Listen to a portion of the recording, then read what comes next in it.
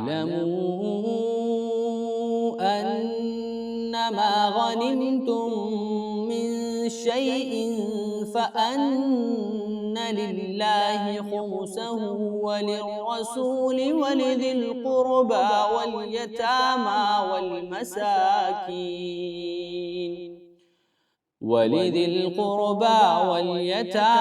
والمساكين وابن السبيل إن كنتم آمنتم بالله وما أنزلنا على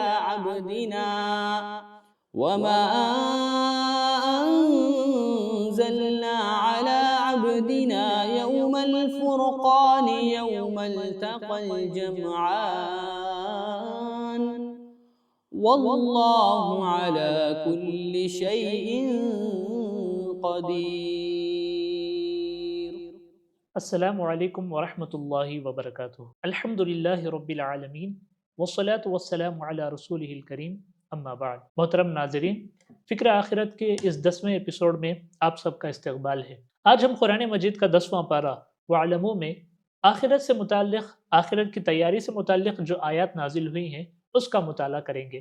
بنیادی طور پر 10ویں پارے میں اللہ کی نصرت اور اس کی مدد کی امید رکھنا اس پر ابھارا گیا ہے۔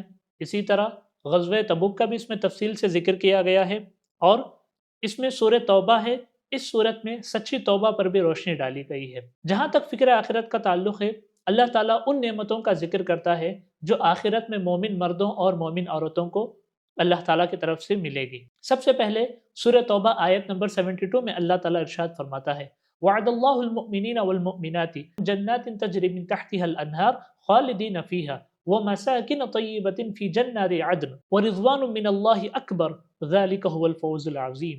مومن مردوں اور مومن عورتوں سے اللہ تعالیٰ وعدہ کرتا ہے کہ ان کے لیے ہمیشگی کی جنت ہے جس کے نیچے نہریں جاری ہوں گی، اور ان سدا بہار باغوں میں ان کے لیے بہترین قیام گاہیں ہوں گی، اور ان سب سے بڑھ کر اللہ تعالیٰ کی خوشنودی انہیں حاصل ہوگی، اور یہ بہت بڑی کامیابی ہے۔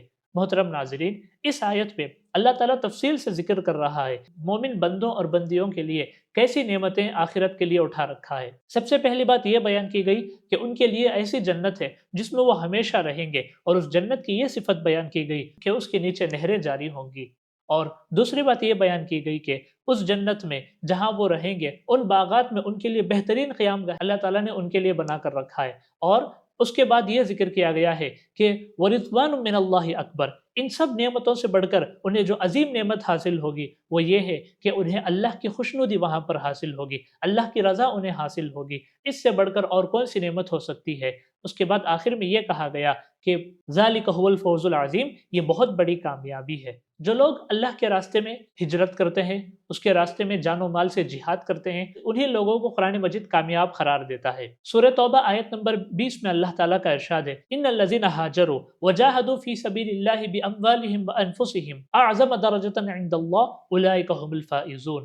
جو لوگ اللہ کے راستے میں ہجرت کرتے ہیں، اپنے گھر بار کو چھوڑتے ہیں اور اللہ کے راستے میں جہاد کرتے ہیں، اپنے مال کے ذریعے سے، اپنی جانوں کے ذریعے سے، اعظم درجۃ عند اللہ، ان لوگوں کا درجہ اللہ کے نزدیک بہت بڑا ہے، اولئک هم الفائزون، اور یہ لوگ کامیاب ہیں۔ محترم ناظرین، اس سے پہلے والے پاروں میں بھی یہ اس طرح کی ایک آیت گزری ہے جس میں یہ کہا گیا ہے کہ جو لوگ اللہ کے راستے میں جہاد کرتے ہیں اور ہجرت کرتے ہیں، اور جو لوگ جہاد کرتے ہیں اپنے مال کے ذریعے سے اور اپنی جانوں کے ذریعے سے، ان کو مختلف نعمتوں جو اللہ تعالیٰ آخرت میں دے گا ان نعمتوں کا ذکر کیا گیا۔ یہاں پر انہی لوگوں کو قرآن مجید کامیاب قرار دیتا ہے۔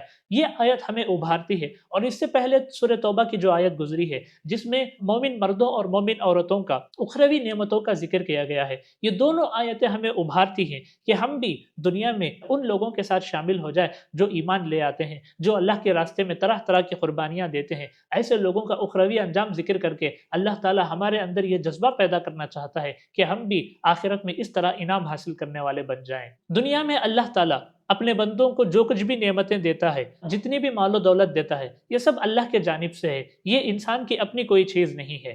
جو لوگ اس کو یہ سمجھ لیتے ہیں کہ یہ ان کا اپنا ہے اور یہ اس کو اپنے پاس جمع کر کے رکھتے ہیں، اللہ کے راستے میں خرچ نہیں کرتے، ان لوگوں کا اخروی انجام کیا ہوگا؟ اللہ تعالیٰ سورہ توبہ آیت نمبر 34 میں ارشاد فرماتا ہے وَالَّذِينَ يَكْنِزُونَ الذَّهَبَ وَالْفِضَّةَ وَلَا يُنْفِقُونَهَا فِي سَبِيلِ اللَّهِ فَبَشِّرْهُم بِعَذَابٍ أَلِيمٍ۔ جو لوگ سونے چاندی کو جمع کر کے رکھتے ہیں، انہیں اللہ کے راستے میں خرچ نہیں کرتے، انہیں دردناک عذاب کی خوشخبری دے دو۔ یعنی جو لوگ اللہ کا دیا ہوا مال اس کے بندوں پر خرچ نہیں کرتے، اس کے راستے میں اس کے مال کو خرچ نہیں کرتے، انہیں دردناک عذاب کا سامنا کرنا پڑے گا۔ ان کی عذاب کی کیا نوعیت ہوگی؟ اللہ تعالیٰ آگے والی آیت میں اس کو بیان کرتا ہے یوم یحمى علیہا فی نار جہنم فتقوی بہا جباہہم وجنوبہم وظہورہم ھذا ما کنزتم لانفسکم فذوقوا ما کنتم تکنزون۔ اس دن اللہ تعالیٰ ان کے اسی سونے چاندی سے جہنم کی آگ کو دہکائے گا اور اسی سے ان کے پہلوؤں پر، ان کے پیٹھوں پر اور ان کے پیشانیوں پر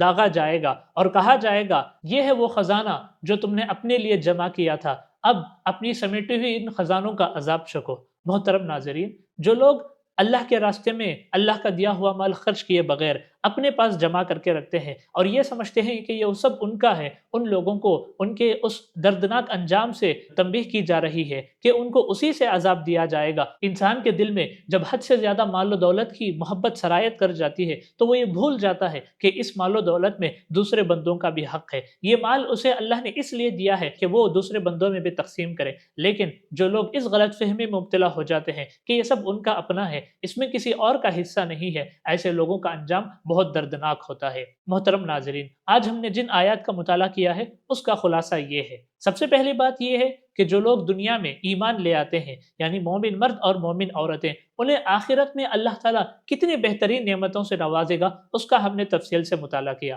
دوسری بات یہ ہے کہ جو لوگ اللہ کے راہ میں جہاد کرتے ہیں، اس کے راہ میں ہجرت کرتے ہیں اور جان و مال سے اس کی راہ میں قربانی دیتے ہیں، ان کو اللہ تعالیٰ کامیاب قرار دیتا ہے۔ اور تیسری بات یہ ہے کہ جو لوگ مال و دولت کی محبت میں مبتلا ہیں اور یہ سمجھتے ہیں کہ اس میں دوسروں کا حق نہیں ہے، اپنے پاس مال و دولت جمع کر کے رکھتے ہیں، ان لوگوں کو خبردار کیا گیا ہے کہ ان کا عذاب کتنا سخت ہوگا آخرت کے دن۔ اللہ تعالیٰ سے دعا ہے کہ اللہ تعالیٰ ہم سب کو آخرت کی تیاری کرنے اور آخرت کے لیے دنیا ہی میں محنت کرنے کی توفیق عطا فرمائے، آمین۔ وآخر دعوانا ان الحمد للہ رب العالمین، والسلام علیکم ورحمۃ اللہ وبرکاتہ۔